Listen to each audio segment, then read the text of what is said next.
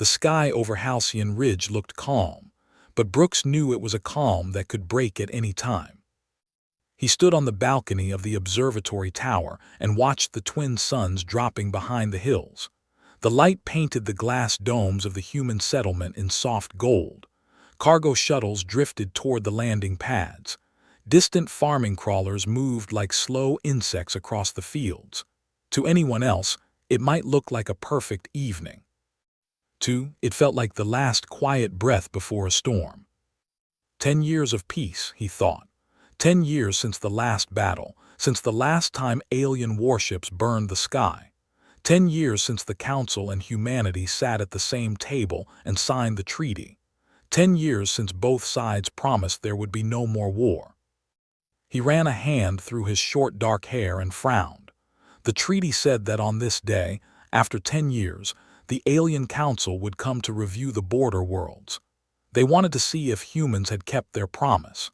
They wanted to see if the line between their space and human space was still stable. Was not sure what they hoped to find. Maybe they wanted to see humans broken and grateful. Maybe they wanted to see humans small. A door slid open behind him. "You are brooding again," Johnson said. Turned, stepped onto the balcony with a small smile. She wore the dark gray uniform of the Halcyon Research and Defense Unit, the same as, but she had the easy, relaxed walk of someone who did not let the weight crush her shoulders. "Just thinking," said. "About the review?" she asked. "About what comes after the review," he answered. Came to stand beside him at the railing. From here they could see almost the entire valley. The main dome, the landing pads, the water towers, the long lines of solar arrays, the shield towers that pointed up like quiet spears. To a stranger, it might all look like peaceful infrastructure. Knew better. Every system had a hidden function. Every dome had reinforced walls. Every power line had a backup. Every shield tower had extra batteries buried deep under the soil. Halcyon Ridge looked like a research colony, and it was. It was also a fortress, masked in glass and green. "They are late," said. "They like to be dramatic," replied. "They will arrive just as the sun set like they always do, makes them feel important." Laugh softly, "You sound like." Complained, said, "I just observe." "Same thing," she replied. The comm unit on his wrist chimed. He tapped it. "Brooks here," he said. "It's Madison," came a clear voice. "Council delegation ship just appeared on long-range scan. Vector is stable, estimate landing in 15 minutes. "Copy that," said. "Any escort?" "No military escort," Madison answered, "or at least none that they are letting us see." "There will be warships in the dark watching," said quietly. "Probably," Madison agreed. "See you at the landing pad." The comm clicked off. Leaned on the rail. "You trust them?" she asked. The council asked. "Yes." Was silent for a moment. The memory of burning ships and screaming channels stirred in his mind. He remembered the first days of the war before the treaty, when human ships were slower and weaker. He remembered how many friends never came home. "I trust that they will do what they think is best for their people," said at last. "That is not the same as being fair to us." Nodded. "Then we show them we are not weak," she said. He gave a small smile. "We already did, that is why the war ended." They left the balcony and went down through the tower. The inside of the structure was filled with quiet life. Screens glowed with maps and data streams. Technicians moved from console to console. A few children ran past in light steps, laughing, their parents calling after them. Not many of the younger ones remembered the war. To them, the aliens were council members and traitors, not enemies. And passed through a security checkpoint and stepped out onto the open path that led toward the landing pads. The air smelled like dust and metal, and the faint sweetness of the evening breeze that came down from the ridge. Moore was waiting for them near the pad, leaning against a cargo crate. He was tall, with a lean build and bright, restless eyes. He wore the same uniform but his jacket was open and his sleeves rolled up. "You two are cutting it close," said. "We have 14 minutes, said. 12 now, replied, checking his wrist unit with dramatic care. "You know the council loves to count seconds." "Where is Madison?" asked. "In the control room," said, "talking to their ship and checking our systems for the 10th time. She says the scanners picked up some odd echoes earlier, but nothing clear." Frowned. "What kind of echoes?" "Weak signals from deep space," said with a shrug. "Old stuff, maybe. She said the pattern looked off, but you know Madison, if it is not clear, she will not panic. She just files it and keeps watching." Looked up at the sky. The first stars were beginning to show between the fading light of the suns. Somewhere out there, he knew, alien fleets sat in patrol patterns along the border. Somewhere farther, human fleets waited on their side, engines quiet, weapons charged, never fully at rest. 10 years of peace did not mean 10 years without guns. "We will talk to her after the ceremony," said. A small group walked toward them from the main dome. Administrator Karen led the way, wearing formal dark blue, not the gray of the defense unit. She was the civilian face of Halcyon Ridge, chosen to shake hands, speak kind words, and remind everyone that this world was more than a fortress. "Captain Brooks," she said as she approached. "Administrator," replied. "Today we welcome our guests," she said. "We do not glare at them like they are our enemies." "I will not glare," said. "I will observe." She gave him a look that was half stern and half amused. "Just remember, this world is under the Council's eye today. They will decide if the treaty continues without changes. If they see only soldiers, they may decide we have not changed at all." "With respect," said, "they see what they want. We cannot control that." "Maybe," she said, "but we can control how we act."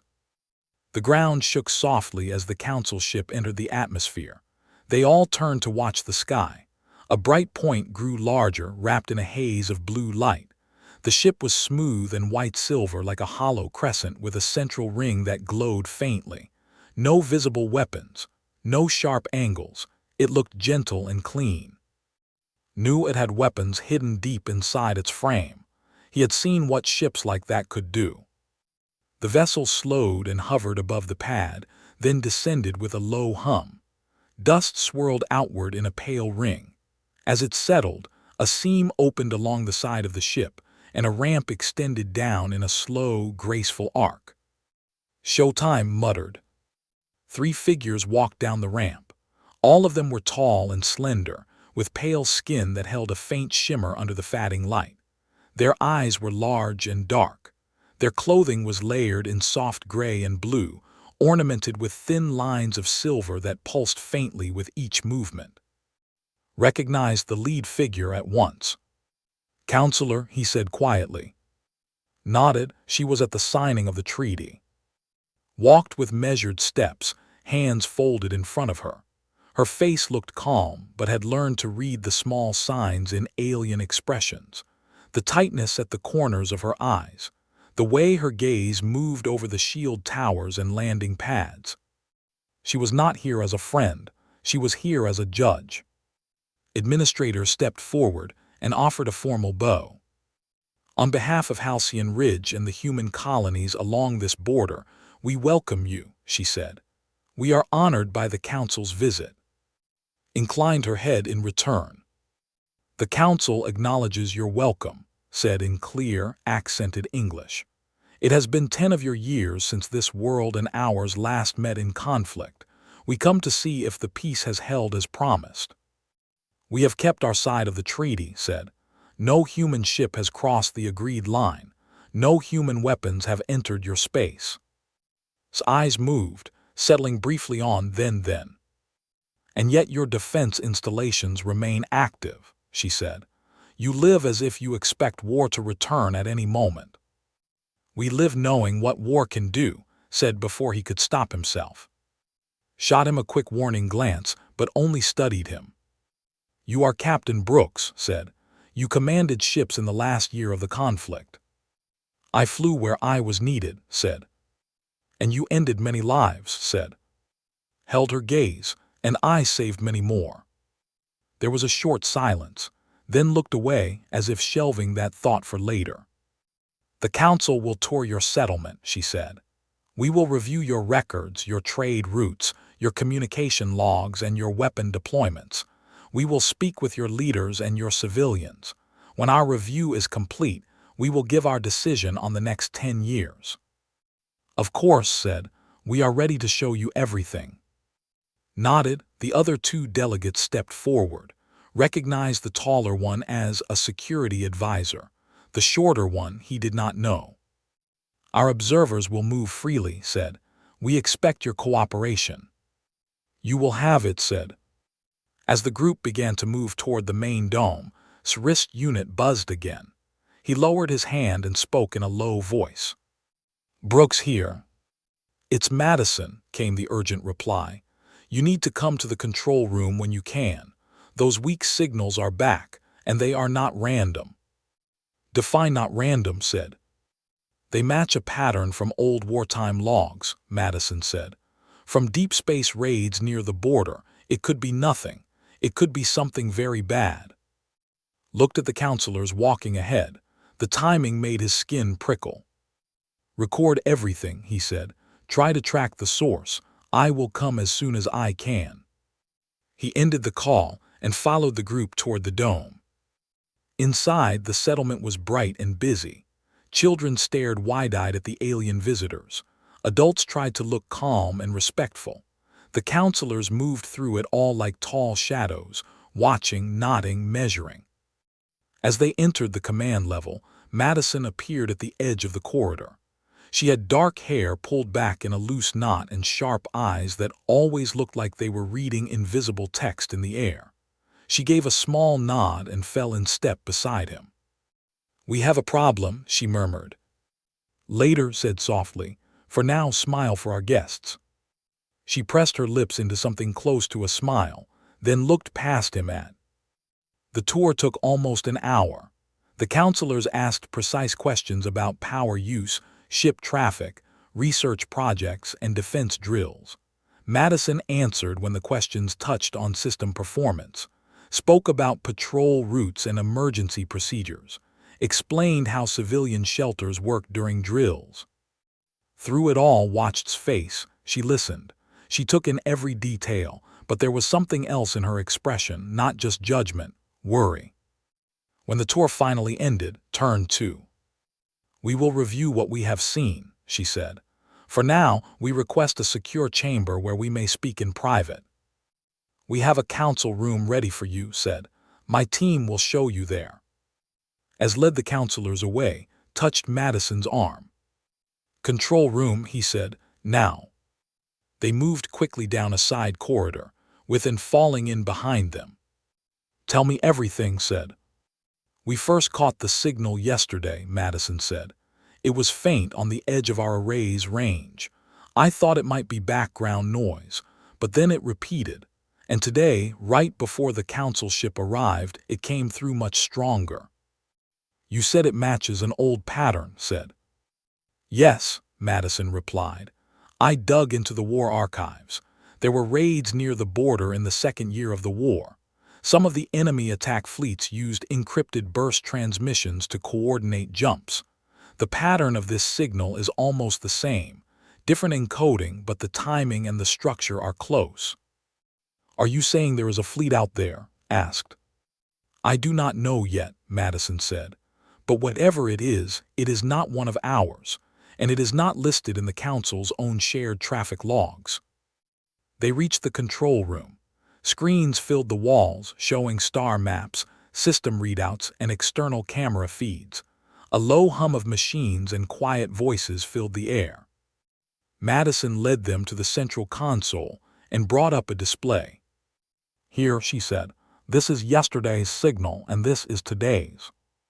The screen showed 2 sets of lines and dots, like simple music written in light. This could be a drill, said. Maybe the Council is testing our detection. Then why did they not inform us? Asked. They love formal notices. narrowed his eyes at the display. "Can you get a direction?" he asked.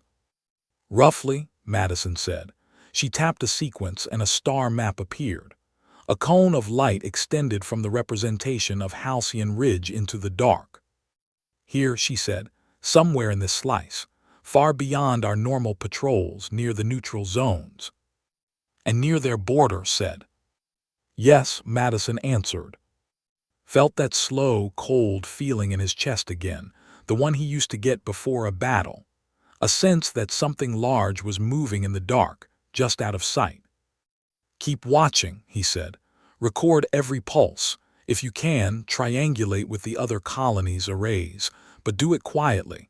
I do not want to cause a panic until we know more." "And the council?" asked. "Do we tell them?" Thought of Sci's, the hidden worry there. "Not yet," he said. "If this is theirs, they will lie. If it is not theirs, they may still blame us. We wait until we have more solid proof." He looked again at the screen. The lines and dots seemed to pulse with silent danger. 10 years of peace," said softly. "And the day they come to inspect us, something starts moving out there." "Peace does not erase enemies," said.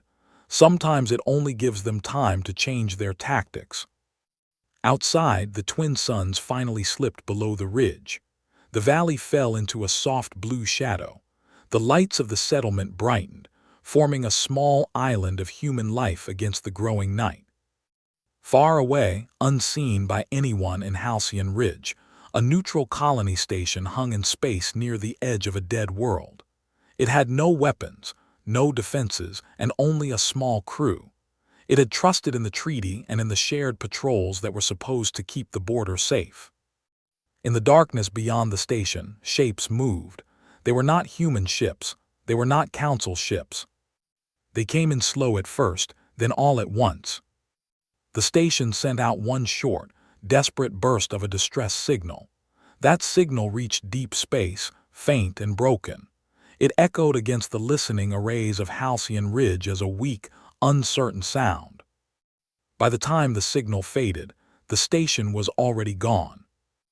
On Halcyon Ridge, Brooks stood in the control room, staring at the map of the stars, not yet knowing that a quiet place had just died.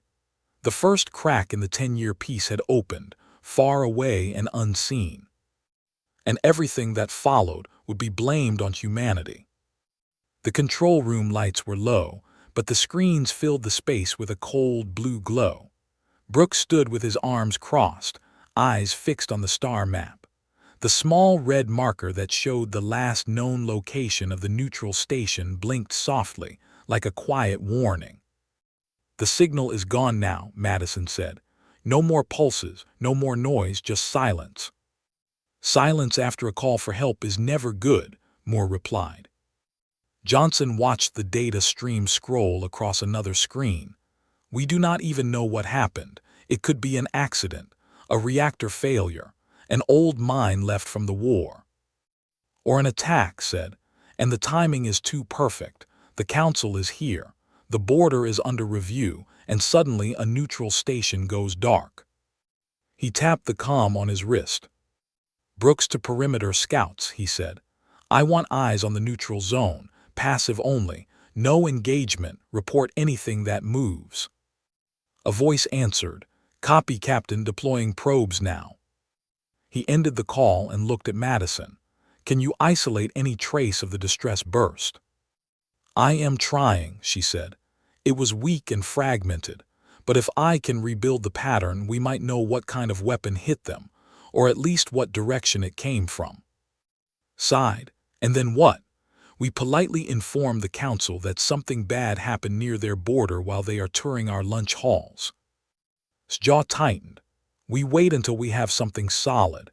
If we accuse them without proof, they will turn the entire blame on us." As if in response to his words, the control room door slid open. Administrator Karen stepped inside, her face tense but composed. "Captain Brooks," she said, "Counselor requests a private meeting with you, only you." The room fell quiet. "Now?" asked. "Yes," replied. "She says it is urgent." gave one last look to the star map, then nodded. "Keep monitoring everything," he said to the others. "If anything changes, contact me at once." He followed out of the control room and down a clean, silent corridor toward the council chamber. The walls here were smooth and pale, designed to feel neutral and calm. Did not feel calm. Inside the chamber, stood near the window that looked out over the valley and the darkening plains. The faint glow of the settlement reflected in her eyes. "Captain Brooks," she said, "thank you for coming so quickly." "You said this was urgent," he replied. "I agree. My people just received a distress signal from a neutral station that has now gone silent." Turned slowly to face him. Her expression shifted slightly, a shadow passing through it. "So you detected it as well," she said. "As well," repeated. "Yes," said. "Our long-range systems also registered a brief transmission from that station, followed by a sharp energy spike. We lost contact soon after." "Do you know what caused it?" asked. "We do not," she said. "But the Council fleet did not engage that station. Our patrols were not in that sector at the time." "And you expect me to accept that without question?" asked. Did not react with anger. She only studied him. "You do not trust us," she said. "You have not given me many reasons to," replied. "And the same is likely true for you toward us." A quiet pause settled between them. "The station that vanished had humans on board," said, "and other species as well. It was a place of shared commerce, shared survival." "Then why are we speaking in private?" asked. "If we both know something is wrong, we should be working together." His gaze sharpened. "Because not all in the council agree on unity," she said. "Some believe the peace was a mistake. Some waited these 10 years only to prove humans would fail." Felt a chill move through him. "Are you saying this attack could be political?" "I am saying it may not come from who you expect," she replied, "nor from who I expect." He folded his arms. "Then why bring this to me?" "Because you are respected among your people," said. "And because if chaos follows, I need to know which humans will seek truth instead of vengeance." "And if chaos does follow?" asked. "Then the words of your title will shape the age to come," she said. "We granted you 10 years of peace. You returned bringing only death and destruction." The phrase hung heavy in the air. His eyes narrowed. "That line sounds more like a threat than a warning." "It is both," replied. "It depends who chooses war first." A soft chime echoed through the chamber. Turned her head slightly as if listening to a private channel. "There is movement along the border," she said. "Multiple signatures." "So your fleets are moving too," said. "Yes," she admitted, "as are yours, I assume." "Not yet," he replied, "but that will change." Looked back toward the window. "Tell me something, Captain Brooks. If the Council declares that humans are responsible for the station's destruction, will your people accept their judgment?" Shook his head slowly. "No, they will demand proof, and if you bring only blame, they will bring shields and guns." "Then see that you bring proof before any shot is fired," she said, "and I will try to do the same." Outside the chamber, the soft night had deepened into darkness. Stars filled the sky in endless cold lines. The peace of the valley felt thin now, like glass stretched too far. When returned to the control room, the mood had shifted. Voices were sharper. Data streams moved faster, paced near the central console while Madison stood rigid, eyes fixed on a growing list of alerts. "Tell me what changed," said. "We have confirmed movement," Madison replied. "Not one ship, not a patrol, a cluster, unknown configuration. They are staying just outside Council-registered space lines." "And our side?" asked. "2 of our outer defense cruisers just altered course," said. "They picked it up too, orders from regional command." Turned toward, word is spreading fast. People in the lower levels sense it already. Fear spreads quicker than truth. Nodded grimly. "Keep signals quiet. No open alarms unless we must. We stay controlled or we become the excuse they want. Excuse for what? Asked. For war, said. A sudden sharp tone cut through the room. Madison's eyes widened. New incoming transmission, she said. From the neutral zone, source unstable. Patch it, ordered. The main screen flickered. Static filled the air. Then a broken image formed. It showed a section of burnt metal, twisted beams, fireless smoke drifting slowly in zero gravity. A faint human voice crackled through. This is Station Relay 9. To any listener, we were hit. No warning, not council vessels. Shapes unknown, repeating, not council vessels. The image dissolved into static. The room fell silent. Swallowed, they just cleared the council. Or tried to, said. That voice may have been the last survivor, Madison whispered. Straightened. We log that and secure it. This is our first piece of proof. It does not name the attacker, but it breaks the simple blame story. Will the council even accept it? Asked. Some will, said. Others will not want to. A calm tone echoed again. This time it carried voice, tight and formal. Captain Brooks, counselor, and her delegation request immediate assembly in the central hall. All security leadership to attend. They are moving fast, said. So are we, replied. Madison, keep working on that signal fragment. Find anything else you can. Double-check perimeter readiness, but do not escalate without direct order. They moved as one toward the central hall. Inside, a large crowd had gathered. Human officers stood at attention. Alien delegates waited in a rigid line, stood tall at the front. Citizens of Halcyon Ridge and representatives of humanity, she said, projecting her voice clearly. A neutral station under protection of the shared treaty has been destroyed. Initial findings demand investigation. However, aggressive motion near council borders has also been detected. Murmurs rushed through the crowd. We have intercepted communication from the station, continued. It claimed the attacking ships were not council vessels. This data will be reviewed alongside our own. Her eyes swept the room, resting briefly on. Until clarity is reached, we demand heightened restraint. Any human vessel crossing into council space without clearance will be considered hostile. A sharp voice rose from one of the human officers. And if more of our stations vanish while we restrain ourselves? His expression remained calm. Then you will report to the council and allow due process. Stepped forward. And what if this hidden force strikes one of our colonies next? He asked. What if they want us and you to fight instead of see them? A ripple of tension moved through the hall. Then we will all be fools, said, and fools do not last long in war. She gave a sharp gesture, and her delegation began to withdraw toward their vessel. Leaned close to, they look ready to blame us anyway. Some of them do, replied. Might not, but she is not the whole council. As the crowd slowly broke apart, panic whispered in every corner. Some spoke of past battles. Others spoke of revenge. Families hugged their children tightly as security drones drifted overhead.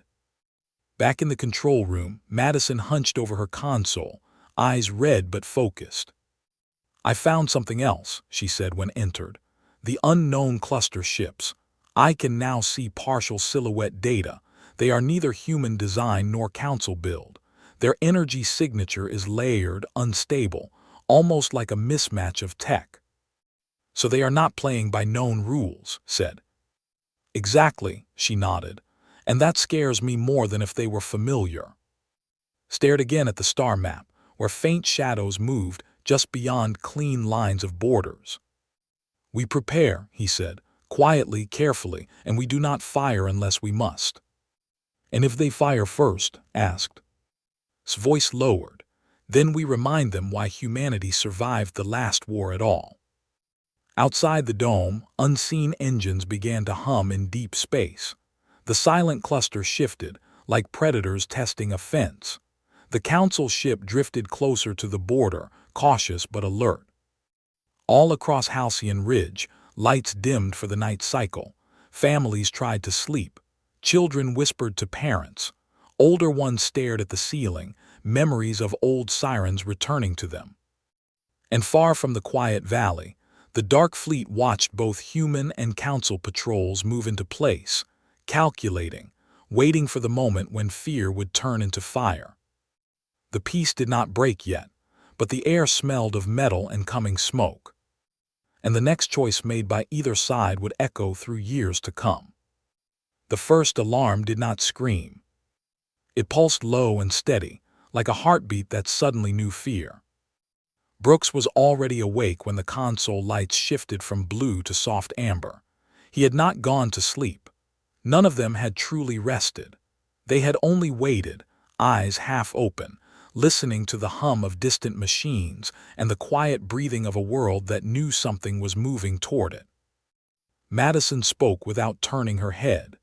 They advanced another 5% inside the neutral line, not enough to trigger auto-defense, but enough to make their intention clear. Johnson folded her arms. "They want to be seen," she said.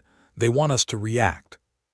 Moore leaned forward, studying the silhouette projections. "Their shape still looks wrong," he muttered, "like pieces of different fleets welded together." Said nothing. He watched the three moving blurs on the star map. They were slow, patient, almost calm. "Send a formal challenge," asked. "Standard request for identification." Thought about the council's warning, about the broken voice from the destroyed station. "Yes," he said, "but clear and simple. Identify yourselves and state intent, no threat language." Madison nodded and began typing. A narrow beam of communication shot out into the darkness, carrying calm human code and basic translation layers. Seconds passed, then minutes. No response came. Instead, one of the shadows shifted. Its energy signature spiked. The map flared white for an instant. "They charged something," Madison said, her voice tight. "Short burst weapon or power test." "Toward us?" asked. "Toward empty space," Madison replied, "but close enough to be a warning." Inhaled slowly. "They are showing teeth."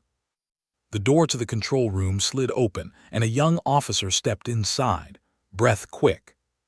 "Captain, Council ship just altered vector. They are moving closer to the cluster too." Let out a bitter laugh. "So now we all stare at each other across a line and pretend we are not terrified." Looked at the map. 3 forces, human on one side, council on the other, unknown in the middle. "They want us to fire first," he said quietly, "so everyone can point at us and say we broke the peace." Another pulse rolled across the sensors. This one was stronger. "They are powering main arrays," Madison murmured. "This is no longer a display." Straightened. "Relay to regional command. Unknown cluster escalating posture. We hold position unless directly struck." The message went out. The waiting deepened. For almost 20 minutes nothing else happened, just slow movement, low energy spikes, silence across open communication channels. Then space folded. A burst of light tore across the viewing screen as a wave of force rippled outward. One of the human outer probes vanished in a bloom of white noise. Shock data flooded the system. "They fired," shouted. "Not on a ship," Madison said, hands flying over controls. "They targeted our probe line, but the vector was deliberate." His voice was calm but hard. "All units, defensive posture, lock shields only. Do not return fire unless fired upon directly." He stared at the screen as another wave rippled, this time closer to living mass. The council ship adjusted again, engines brightening in pale arcs. "They are testing reactions," said. "They are poking both sides." "And succeeding," muttered. "My skin crawls." The comm crackled. His voice filled the room again. "Captain Brooks, the Council demands an explanation for your border movements. They claim your ships are provoking instability." Exhaled through his nose. "Tell them our vessels have not crossed any set line and remind them of the unknown cluster presence. Request Joint communication attempt. A short pause followed. Then, they refuse joint frequency, said. They insist on unilateral channel control. Of course they do, said. Rubbed his temple. Then reply that our movement is defensive only and in response to hostile testing. I will not accept blame while unmarked threats hover between us. He ended the transmission and looked back to the screen. Another flash. This time, the energy spike aimed directly at a council drone. It shattered into fragments, scattering like glitter in the void. A sharp tone cut through every console at once. Council ship has opened fire, Madison said. Limited barrage. They struck the unknown cluster. Blinked, they fired first. The unknown cluster returned fire, said quickly. The map exploded into movement. Lines and arcs crossed. Energy signatures spiked and collided. Silent weapons flashed like cold lightning through empty space. His eyes went wide. All human units remain locked, do not engage. But they will see us as passive targets, said. I said hold, snapped. We are not their excuse today. He watched as the council ship absorbed a heavy strike. Part of its outer shell glowed and warped. It pulled back, shields climbing. They are losing ground, whispered. The unknown cluster did not move fast. It moved with purpose. Each strike was measured, cold, professional. They know exactly what they are doing, Madison said. This is not wild aggression. This is planned pressure. Leaned closer to the panel. Can you isolate their command node? Partial, she replied. There is one core energy mass at the center. Everything roots through it. That is the brain, he said. Another council barrage flew. Another counterstrike. The space between them filled with light and distortion. Finally, one of the unknown ships shifted direction. Its weapons angled toward the human side. There, said, they are lining us up. A narrow lance of energy slit forward, silent and sharp. It struck the forward edge of a human corvette. Shields flared. The ship staggered but held. A second strike followed, stronger, closer. Clenched his jaw, shields full, he ordered. No fire yet. The third strike shattered the shield of the corvette and burned along its hull. Alarms screamed within the vessel. Its outline flickered on the map, unstable. They hit us, said, disbelief and anger knotting his voice. They made the move. Paused for one long second. In that moment, the piece hung by a thin, invisible thread. Then he spoke steady and low. Return fire, measured, defensive. Target only the known cluster, do not cross into council space. Human cannons opened. Blue-white arcs surged across the void, precise and direct. They struck the outer edge of the unknown formation. One of the strange ships flared, core shaking. The cluster shifted, adjusting. Energy ripple patterns changed slightly, like a mind learning from pain. They adapted, Madison said. They are adjusting to our output. The battle thickened. Silent violence unfolded across cold space. Human ships held formation. Council ships regrouped and joined in again, though their targeting remained cautious and distant from S fleet. They still do not want to admit unity, said, even now. The unknown force twisted, pulling inward. Smaller units detached and spun toward the human line, weaving through open fire. Some were struck and fell dark. Others slipped past, too fast to lock on. They breached our outer sequence, shouted. They are inside response range. Turn to Madison. Send that station survivor clip to the council. Now, full channel broadcast. They cannot deny this threat anymore. It is already queued, she said, sending. The image of the burnt station and the broken warning voice streamed across open frequencies, reaching human and council systems alike.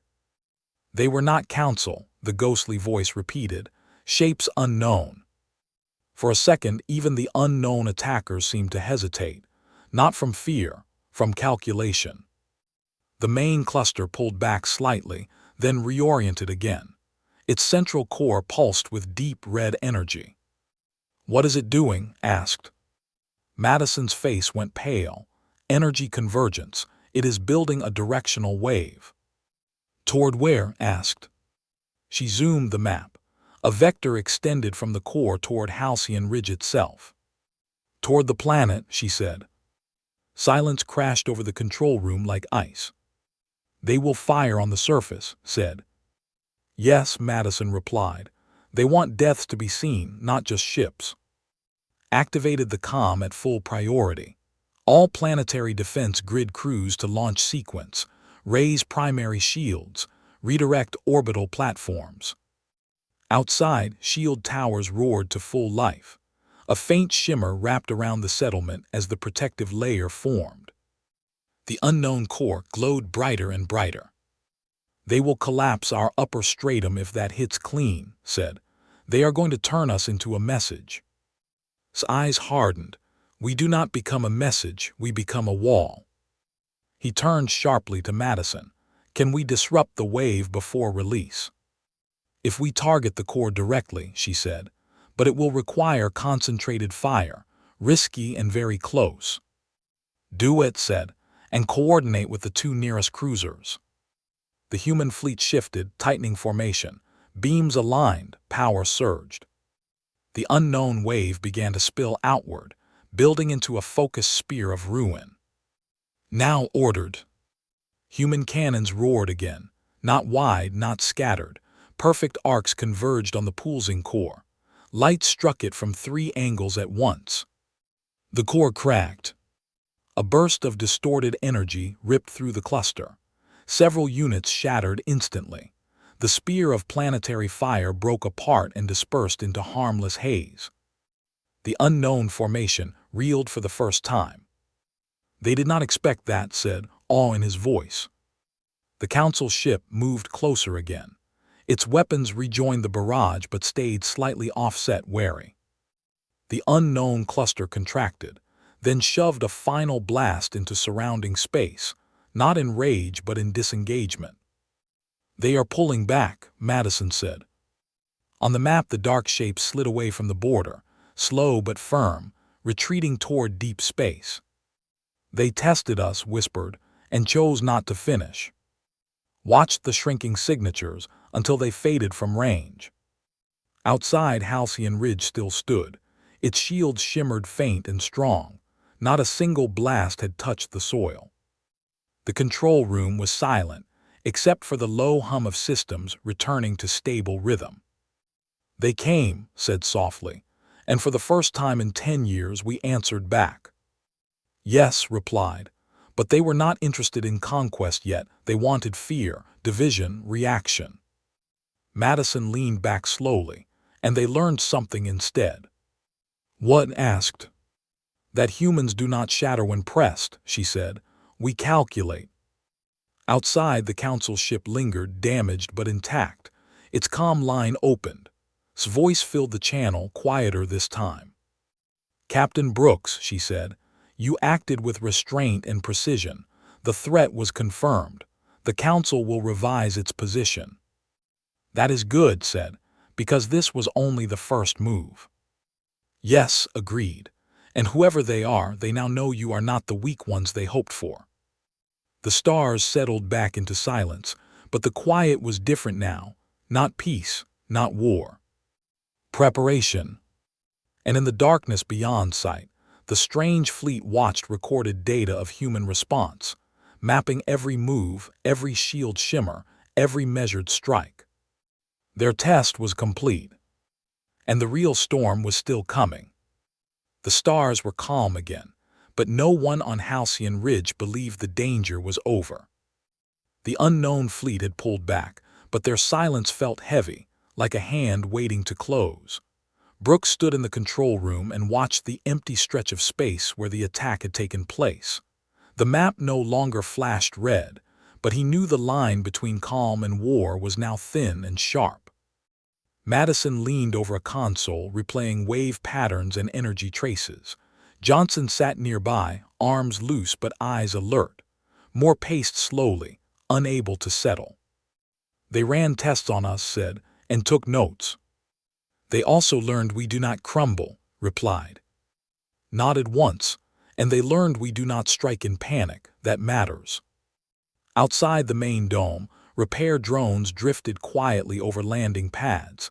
Technicians moved to check shield towers and backup systems. Children peeked from windows, not sure if the danger was gone or just resting. His voice came through the open channel again, softer than before. Captain Brooks, the Council requests a joint strategy review. This threat is no longer theoretical. Agreed, replied. We meet now. Within minutes, the Council chamber filled again. Human officers stood beside alien delegates. Tension still lived in the air, but it had shifted. It was no longer sharp mistrust alone. Now it held shared worry. Stepped forward. The unknown fleet demonstrated intent to destabilize both sides. Their pattern was controlled, strategic. This confirms they sought division between us. A human strategist spoke quietly. They failed. Today, yes, said. Tomorrow depends on cooperation. Crossed his arms. Then we speak clearly now. What do you know about forces that use hybrid technology and operate outside declared zones? Another council delegate replied. Scattered records exist, mercenary coalitions, exiled factions, experimental builders, none with this scale or discipline. Meaning this is new, said, and ambitious. Nodded. We believe their command source lies deeper in the neutral sectors, beyond stable mapping. They probe, learn, and adapt. Your defense today disrupted their core attempt. They will return better prepared. Raised his head slightly, then so will we. Madison spoke up. I have traced partial echoes left by their core. If we link long-range relays, we can build a likelihood corridor. Not a point, but a movement field. It gives us early sight next time. Studied her. You propose shared detection. Yes, Madison said. Shared threat, shared eyes. There was a whisper of quiet agreement among some of the delegates. Others remained rigid, slow to trust. Stepped forward. We do not forget the last war either, but if we isolate ourselves now, we become easier targets. Added 10 years of peace gave us strength, not weakness. We used that time to build systems like this one. We are not returning with death and destruction. We are returning with defense and clarity. His gaze softened slightly. Your words will be remembered in council review. Outside the hall, a new alert chimed. Madison exchanged a quick look with. Long-range fluctuation, she said. Not a direct threat, but movement patterns aligning again far out. Too distant to engage, but close enough to confirm they are still watching. Let them watch, said. They saw what happened when they pressed. Turned back to the council. We will not chase ghosts blindly, but we will prepare a shielded response grid beyond this system. Layered positioning. Controlled engagement only if they breach protective lines. Inclined her head. The council will mirror this structure on our side and maintain open link paths, no hidden channels. For the first time since her arrival, a small trace of confidence entered the room. Hours later, the council ship lifted from Halcyon Ridge and drifted toward the border, not as a watcher but as a partner in distance. Human forces adjusted formation. New routes were logged. Joint data began to move across previously guarded systems. Returned to the balcony where the story had started. The sky no longer felt calm in a false way. It felt alert, like a soldier standing at attention but not yet firing. Joined him, resting her arms on the rail. You think this peace will survive? She asked. Peace changes shape, he said. Sometimes it is silence. Sometimes it is a line you defend together. Walked out behind them, expression tired but steady. Sensors show the unknown cluster has slowed, hovering in deep space like they are studying a corpse. We are not a corpse, replied. We are a warning. Madison appeared a moment later, holding a tablet of scattered waveform data. Their transmission noise has shifted, she said, almost like a failed echo, like they expected more damage. They expected panic, said. They expected chaos. Looked out over the valley, the soft lights, the people moving again, the soft sound of evening wind against glass domes. They did not count on human restraint, he said, and they did not count on human memory. Late that night, a narrow signal reached Halcyon Ridge again, quieter, coded, cold. It carried no greeting, no threat, only a short phrase in translated approximation. Defiance logged, adaptation required. Madison read it twice. They are not done, she murmured. His expression did not change. Neither are we. Days passed, then weeks. Patrols strengthened. Shared drills began. Human and council ships moved in careful coordination. Not friends, but not enemies. Boundaries softened just enough for survival to pass through. Rumors spread across the outer colonies. Stories of strange ships, of silent tests, of the night sky holding its breath. Through it all, Halcyon Ridge remained standing. The unknown force made no second strike.